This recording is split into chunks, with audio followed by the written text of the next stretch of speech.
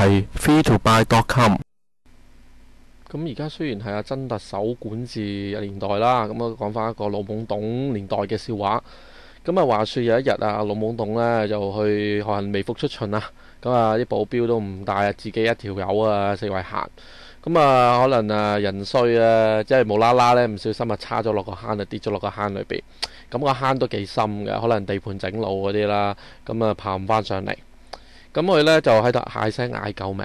咁啊嗌死佢有冇人幫我啊？跌咗落去啊！咁樣樣，咁好多人行過呢，咁啊古來都想救佢嘅，一睇哇原來老懵懂嚟嘅，哇點知過度都唔夠，哇有啲衰嘢上嚟仲同佢吐口水，咁咧嗌咗好耐嘅，嗌到哇冇晒聲氣差唔多，咁過咗一輪呢，咁啊終於有個好熱心嘅後生仔，咁啊唔忍心啊，咁啊將佢好辛苦咁拉咗上嚟。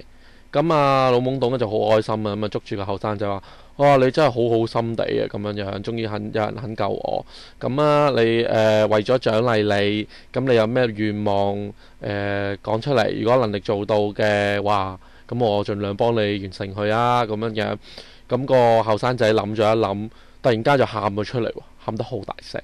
咁啊，老懵懂就呆一呆，咁啊問佢：喂，後生仔啊，年輕人，點解無啦啦做乜喊得咁厲害啊？係咪有咩事啊？咁樣樣，咁跟住個後生仔就話：如果要願望啊，咁你不如俾個輪椅我啦。咁啊，老懵懂就講啦：哇，後生仔，年輕人，原來你除咗熱心幫人之外呢，哇，原來你仲好有孝心啊！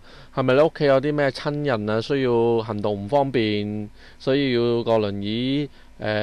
幫下手啊咁樣樣，咁啊個後生仔終於唔喊啦，咁啊收咗聲，咁啊同阿老懵懂講：唔係啊，其實呢，如果俾我阿爸知道救咗你上嚟嘅話，咁可能呢，我好大機會呢會俾佢拗跛咗雙腳，咁我要定輪椅都得啦咁樣樣。